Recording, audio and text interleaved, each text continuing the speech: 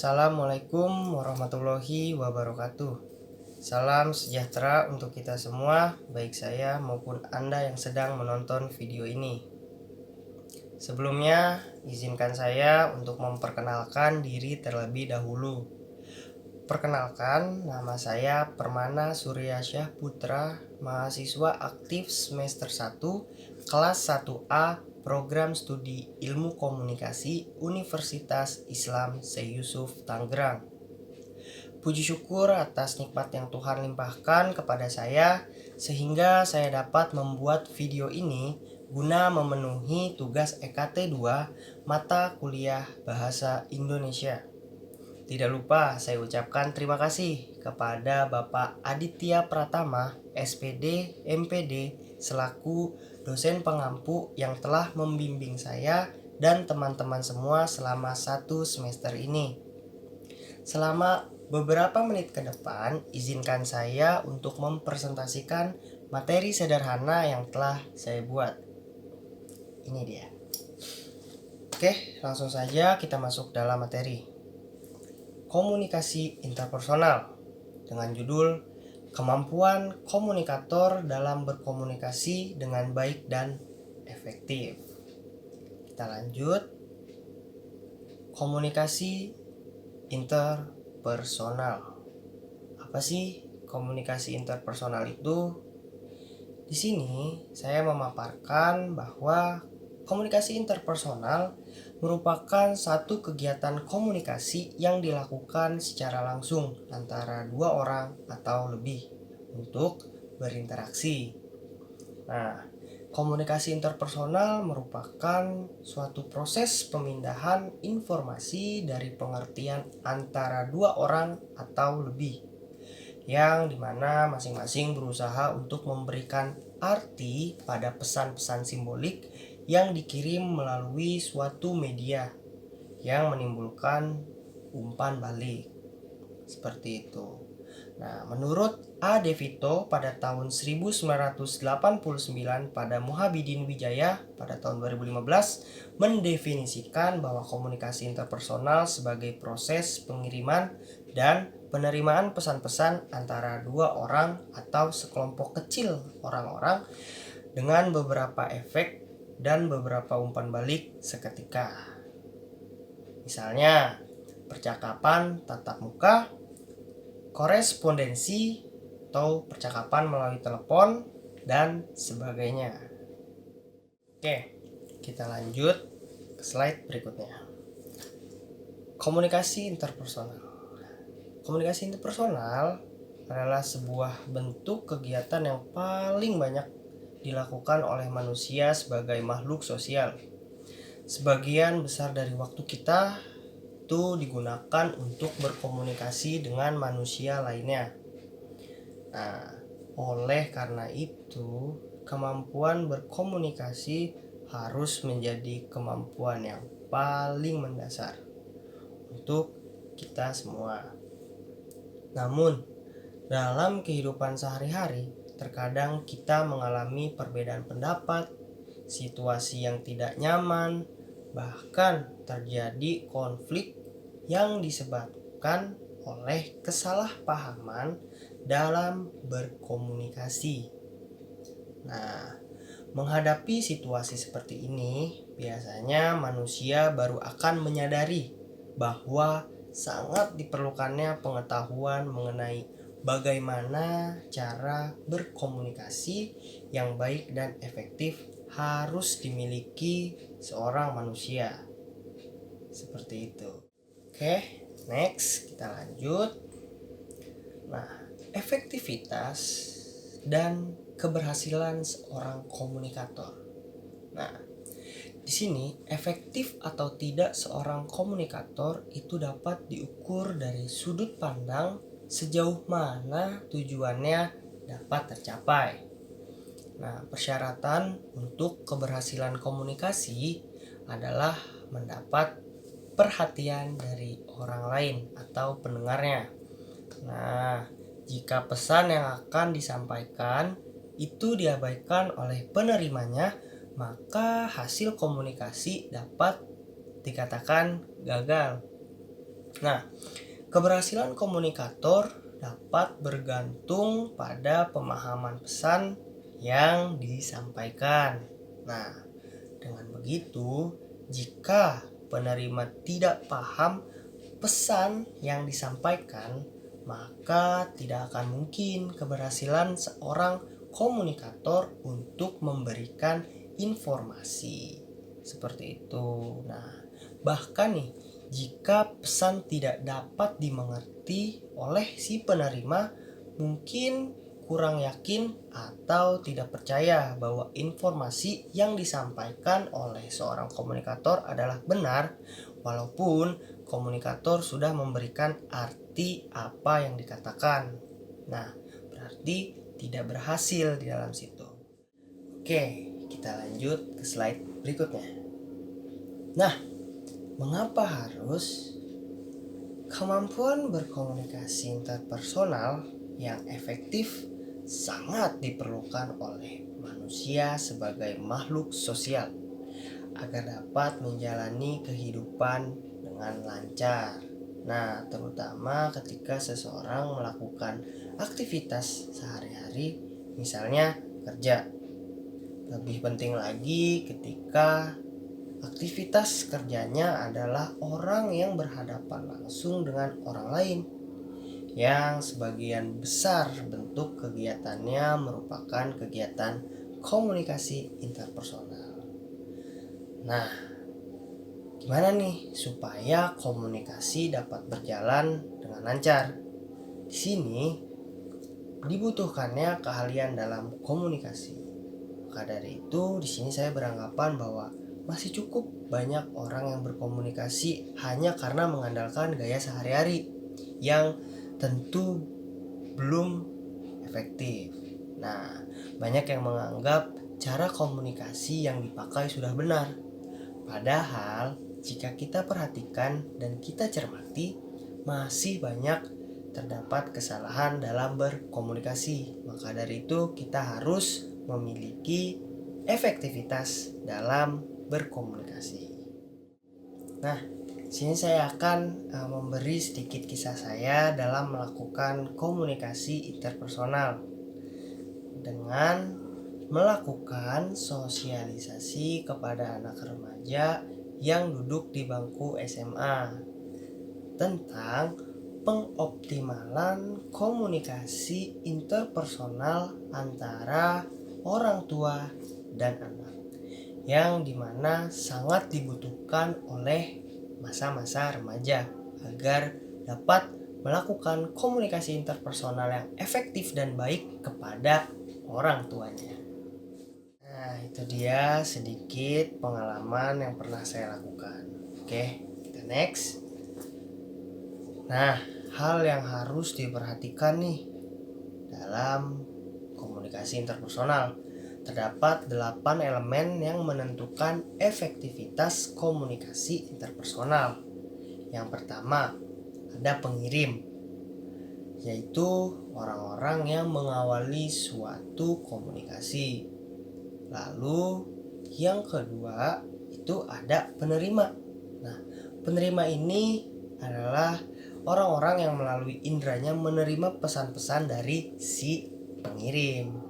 Lalu yang ketiga ada encoding.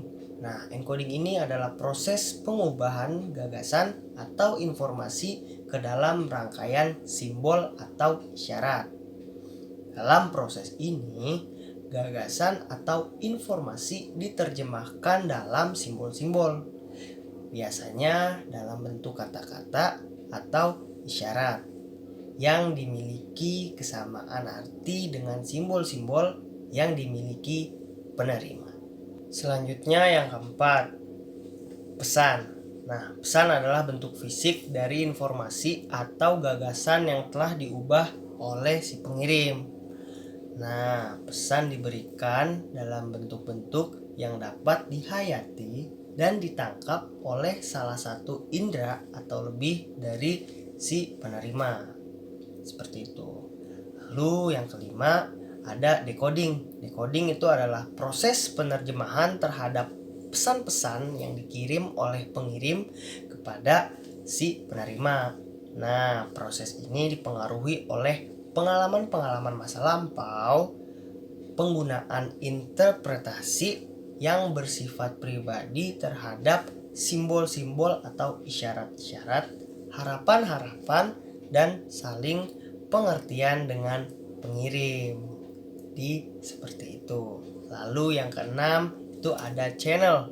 Nah, channel itu adalah cara atau saluran atau jalan pengirim suatu pesan agar komunikasi dapat berjalan secara efisien dan efektif. Channel harus sesuai dengan pesan yang hendak dikirim. Lalu yang ketujuh itu ada noise. Noise itu apa sih? Jadi noise itu adalah faktor pengganggu jalannya komunikasi. Nah, gangguan ini tuh dapat muncul pada setiap tahap komunikasi seperti itu. Selanjutnya yang terakhir yang kedelapan itu ada feedback atau umpan balik, yaitu suatu reaksi atau ekspresi penerima terhadap pesan-pesan yang telah diterimanya dan dikomunikasikan kepada pengirim. Seperti itu. Itu adalah hal yang harus kita perhatikan dalam komunikasi interpersonal. Oke, kita next. Nah, selanjutnya di sini ada sifat komunikasi interpersonal. Sifat-sifat komunikasi interpersonal sebagai berikut. Yang pertama, komunikasi bersifat simbolis. Nah, komunikasi pada dasarnya merupakan tindakan yang dilakukan dengan menggunakan lambang seperti itu. Nah, lambang yang paling umum digunakan dalam komunikasi antar manusia adalah bahasa verbal dalam bentuk kata-kata, kalimat, angka, atau tanda-tanda lainnya. Lalu yang kedua, ada komunikasi bersifat transaksional. Maksudnya, komunikasi pada dasarnya merujuk kepada dua tindakan, yaitu memberi dan menerima. Dua tindakan tersebut perlu dilakukan secara seimbang atau proporsional. Nah, ini dia yang ketiga atau yang terakhir, komunikasi menembus faktor ruang dan waktu. Maksudnya adalah para pelaku yang terlibat dalam komunikasi tidak harus berada pada waktu dan tempat yang sama. Dengan adanya berbagai produk teknologi komunikasi seperti telepon, internet, faxmail, dan lain-lain, faktor ruang dan waktu tidak lagi menjadi masalah dalam komunikasi. Jadi kita dapat melakukan komunikasi interpersonal dengan siapapun dan dimanapun. Nah, jadi seperti itu. Oke, lanjut. Kita next. Nah, ini dia beberapa faktor yang mempengaruhi komunikasi interpersonal. Nah, yang pertama nih, percaya. Secara ilmiah, percaya didefinisikan sebagai mengandalkan perilaku orang untuk mencapai tujuan yang dikehendaki, yang pencapaiannya tidak pasti dan dalam situasi yang penuh resiko. Dari definisi tersebut terdapat 3 unsur dalam hal percaya. Yang pertama, situasi yang menimbulkan resiko. Yang kedua, orang yang menaruh kepercayaan kepada orang lain berarti menyadari bahwa akibat-akibatnya bergantung pada perilaku orang tersebut. Lalu yang ketiga, orang yang meyakin bahwa perilaku orang lain akan berakibat baik baginya. Nah, percaya kepada orang lain dipengaruhi oleh faktor-faktor personal dan situasional. Ada 3 faktor yang berhubungan dengan sikap percaya. Nah, yang pertama itu ada karakteristik dan maksud orang lain. Di sini artinya seseorang akan menaruh kepercayaan kepada orang lain yang dianggap memiliki kemampuan, keterampilan, dan pengalaman dalam bidang tertentu. Nah, orang itu memiliki sifat-sifat dapat diduga, diandalkan, jujur, dan yang pasti konsisten. Lalu yang kedua, hubungan kekuasaan. Nah, artinya rasa percaya tumbuh apabila seseorang mempunyai kekuasaan terhadap orang lain, sehingga orang itu patuh dan tunduk terhadapnya.